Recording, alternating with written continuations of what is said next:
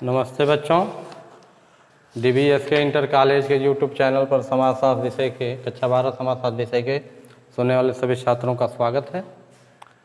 आज हम पढ़ेंगे अध्याय 9 जनजाति समुदायों का सीमांतीकरण। जनजाति समुदायों का सीमांतीकरण। तो सबसे पहले हम ये जानते हैं जनजात क्या है। जनजात 4 जातियाँ, जैसा कि बताया गया था, हम पिछले वीडियो में बताए हैं कि 4 जातियाँ: सामान्य, पिछड़ी जात और अनुसूचित जात, और उसके बाद जो चौथे स्तर पर आता है वह है अनुसूचित जनजात।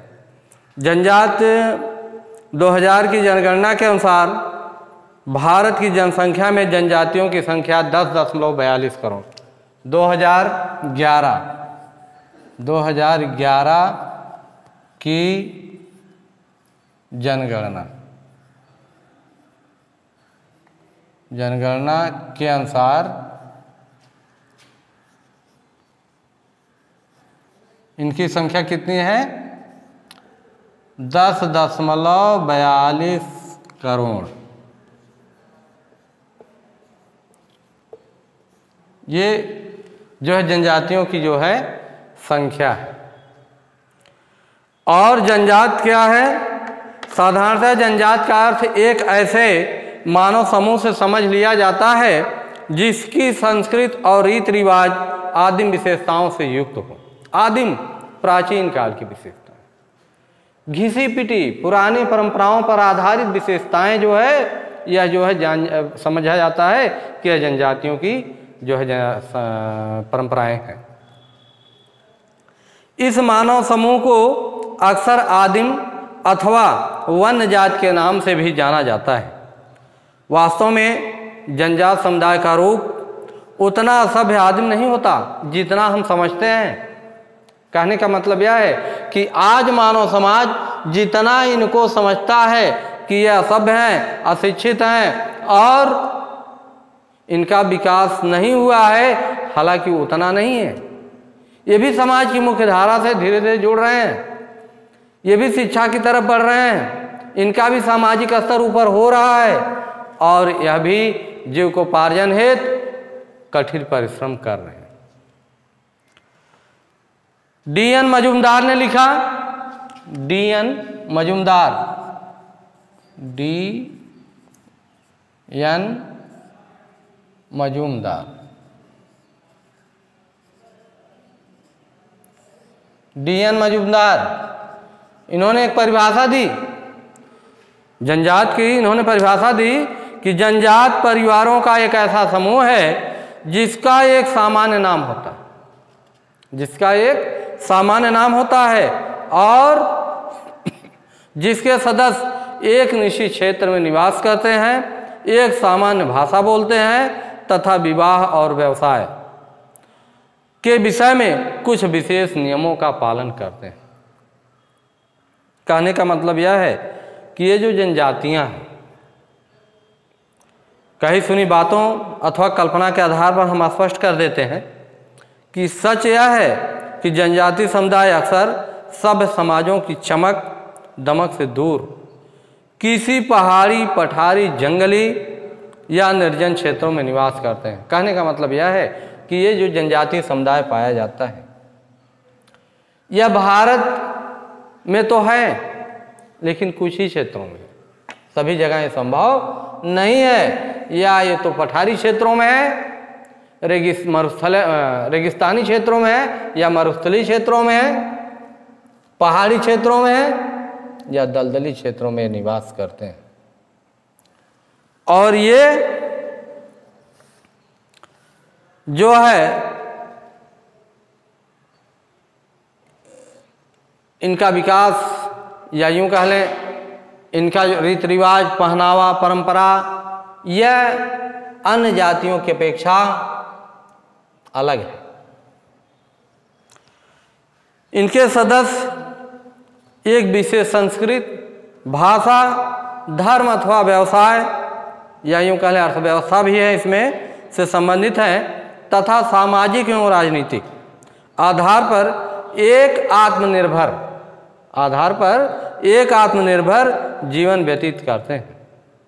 विभिन्न विद्वानों द्वारा, जैसा कि हमने बताया कि D.N. मजूमदार जो प्रोफेसर हैं, इन्होंने एक परिभाषा दी कि जनजाति परिवारों का एक ऐसा समूह है जिसका एक सामान्य नाम होता है, जिसके सदस्य एक निश्चित क्षेत्र में निवास करते हैं, एक सामान्य भाषा बोलते हैं तथा विवाह और व्यवसाय के विषय में कुछ विशेष नियमों का पालन करते हैं। विवाह और व्यवसाय जनजाति क्षेत्रों के लोग, यह जो बाकी 3 जातियां हैं, 3 जातियां कौन सी हैं? नंबर 1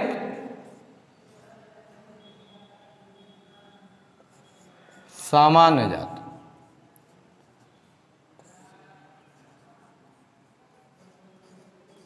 नंबर 2 पिछड़ी जाति,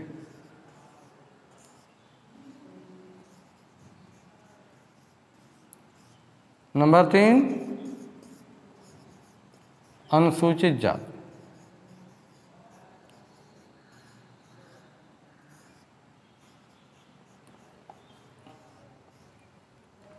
और नंबर 4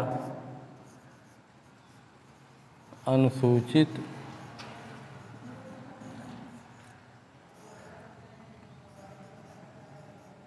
जनजाति। बाकी जो 3 जातियां हैं, सामान्य में हम बताए थे ब्राह्मण, क्षत्रिय, वैश्य अर्थात लाला जिसे आप कहते हैं, श्रीवास्तव, और पिछड़ी जात में यादव, राजभर, मौर्य, विश्वकर्मा, प्रजापति, गौड़, निषाद और माइनॉरिटी के लोग भी हैं जैसे मुस्लिम जातियां हैं, ये भी पिछड़ी जात में ही आते हैं। अनुसूचित जात में चमार, खटिक, पासी, धोबी आदि जातियां आती हैं। जबकि अनुसूचित जनजात में इन तीनों जो में बताई गई जो जातियां हैं, उसके अतिरिक्त जो जातियां आती हैं वह अनुसूचित जनजात में आती हैं। जैसे वनवासी समाज है, और कुछ अनुसूचित जनजातियों के नाम हैं जैसे भील, गोंड, संथाल, मीणा, ओरांव, ये जनजातियां हैं। और भील जो जनजाति है यह सबसे ज़्यादा राजस्थान में निवास करती है। हम ये पढ़ रहे हैं कि ये एक निश्चित क्षेत्र में रहते हैं, और ये 3 जातियां सामान्य, पिछड़ी, अनुसूचित, ये एक दूसरे से जुड़े हुए हैं, अर्थात एक दूसरे पर आश्रित हैं। लेकिन ये जो अनुसूचित जनजाति है, ये लोग अपने में ही, अपने समूह के अंदर ही वर्क करते हैं और अपना जीविकोपार्जन भी चलाते हैं। गिलिन और गिलिन, दूसरी परिभाषा गिलिन और गिलिन ने दी। गिलिन और गिलिन,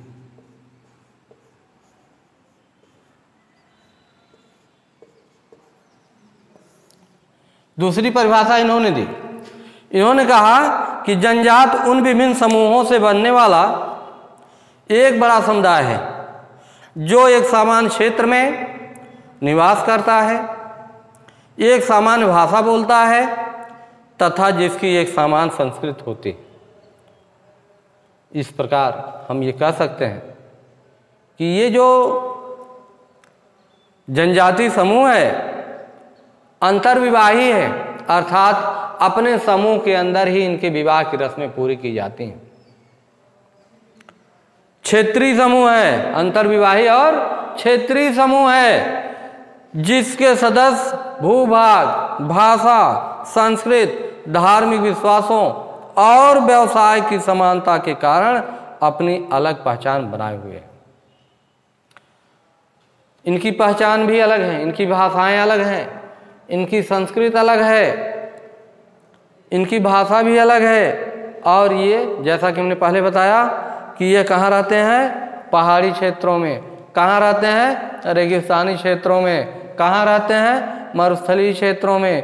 कहाँ रहते हैं, पठारी क्षेत्रों में। कहाँ रहते हैं, दलदली क्षेत्रों में भी रहते हैं। और इनके विशेषताओं के आधार पर इन्हें समझा जा सकता है। इनकी जनजातीय समुदाय की प्रमुख विशेषताएं निम्नलिखित हैं, या यूं कह लें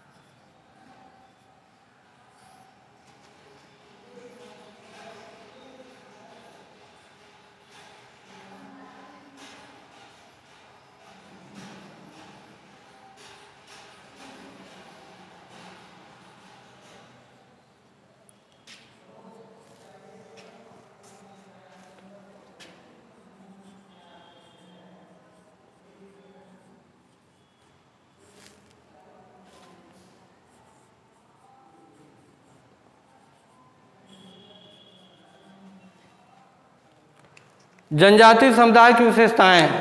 इनमें पहला है क्षेत्रीय समूह। क्षेत्रीय समूह, जनजाति एक ऐसी क्षेत्रीय समूह है या ऐसा क्षेत्रीय समूह है जो किसी निश्चित भूभाग पर निवास करते हैं। कुछ जनजातियां आजीविका उपार्जित करने के लिए स्थान परिवर्तन भी करती रहती हैं, लेकिन इसके बाद भी वे किसी न किसी निश्चित क्षेत्र में ही जीवन व्यतीत करते हैं।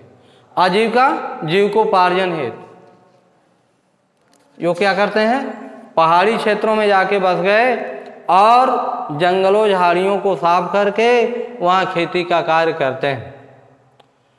और तब तक खेती का कार्य करते हैं जब तक मिट्टी में उर्वरा शक्ति रहती है, और जैसे ही मिट्टी में उर्वरा शक्ति समाप्त हो जाती है वह अपना जो है दूसरे तरफ पलायन कर जाते हैं। तो ये क्या है, अपने स्थान, निवास स्थान परिवर्तन भी करते रहते हैं और दूसरे जगह जाकर पुनः यही कार्य करते हैं। इस प्रकार जनजातियों का एक क्षेत्रीय समूह भी होता है। दूसरा है समान भाषा।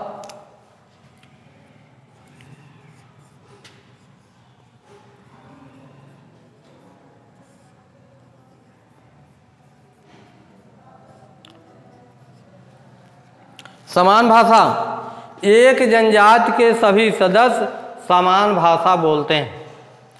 भाषा की यही समानता उनमें समानता की चेतना पैदा करती हैं तथा इसी के द्वारा उनकी सांस्कृतिक विशेषताएं एक पीढ़ी से दूसरी पीढ़ी को हस्तांतरित होती रहती हैं। कहने का मतलब यह है कि इनकी भाषाएं हम लोगों से भिन्न होती हैं। आप झारखंड में जाइए, वहाँ जनजातियाँ पाई जाती हैं, उनकी भाषाएं अलग हैं। बिहार के लोगों की भाषा अलग है और उसी तरह से जनजातीय क्षेत्रों में जो लोग हैं उन लोगों की भी भाषाएं अलग हैं। और उनके भाषा के आधार पर यह पहचाना जा सकता है कि अमुक व्यक्ति किस जाति का हो सकता है। अगला है बड़ा आकार। तीसरा पॉइंट, बड़ा आकार।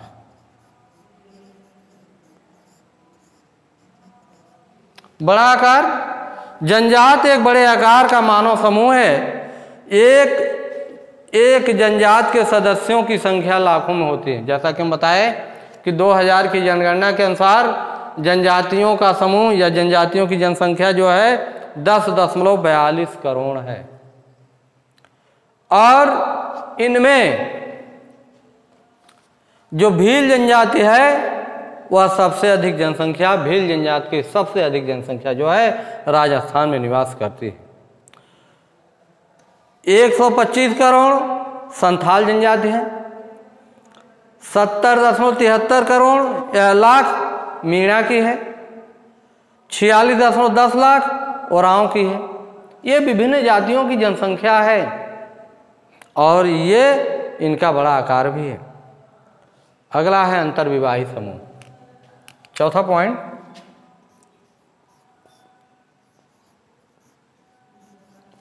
अंतर्विवाही समूह।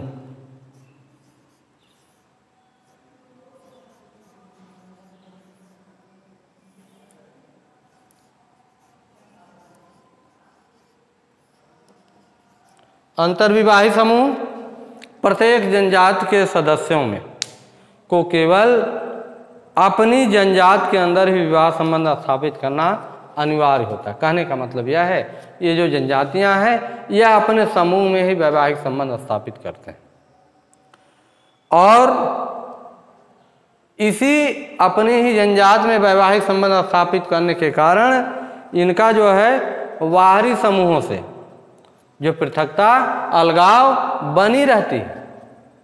अगला है सामान्य संस्कृति। पांचवा पॉइंट, सामान्य संस्कृति।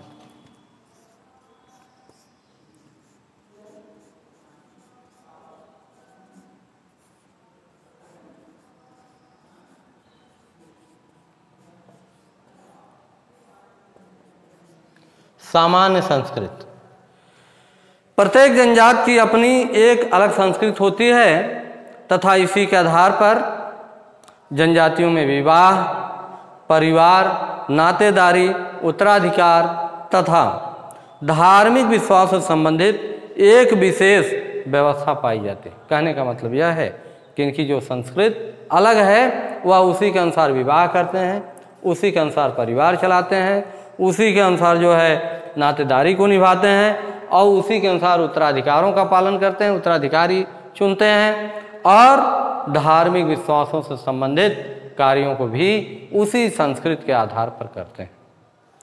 अगला आता है आर्थिक निर्भरता। छठा पॉइंट,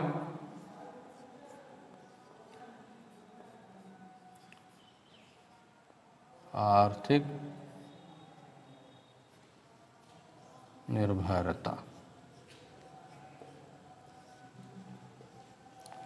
आर्थिक निर्भरता साधारणतया जनजाति की एक स्वतंत्र अर्थव्यवस्था होती है और कहने का मतलब यह है कि जनजाति के अंदर ही ये अपनी आवश्यकताओं की पूर्ति जनजाति के अंदर ही कर लेते हैं। इनके द्वारा उन्हीं कार्यों से आजीविका पर्याप्त उपार्जित की जाती है। इनके द्वारा उन्हीं कार्यों से आजीविका उपार्जित की जाती है जो उनके प्राकृतिक पर्यावरण के अनुकूल होते हैं। कहने का मतलब यह है जो इनके कार्य करने के अनुकूल हो, जो इनके प्राकृतिक पर्यावरण के अनुकूल हो, उन्हीं से जो है अपने ये आजीविका का साधन उपलब्ध कर लेते हैं। अगला पॉइंट है राजनीतिक इकाई। सातवां, राजनीतिक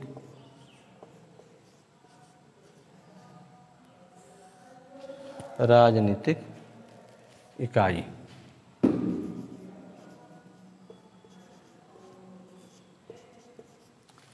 राजनीतिक इकाई, सच यह है कि भारत की सभी जनजातियां, भारत राजनीतिक इकाई के अंतर्गत भारत की सभी जनजातियां भारत राष्ट्र का अभिन्न अंग है, लेकिन अपनी परंपरागत संस्कृति के अनुसार अधिकांश जनजातियों में एक स्वतंत्र राजनीतिक संगठन देखने को मिलता है।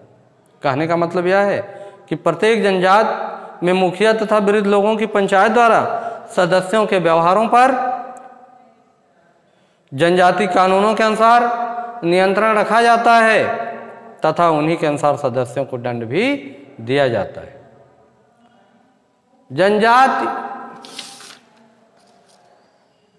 जनजाति समुदाय भारतीय समाज का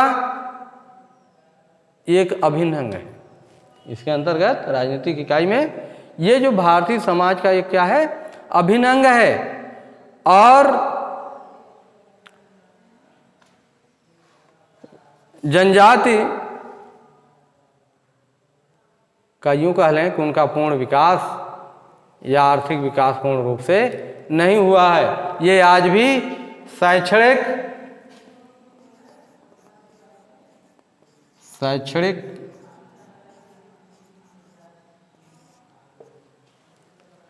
और आर्थिक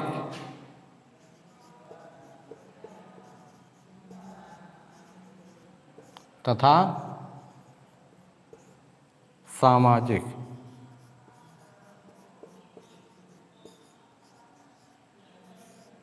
गतिविधियों में पिछड़े। और यहीं पर छोड़िए, अगला अध्याय अगली।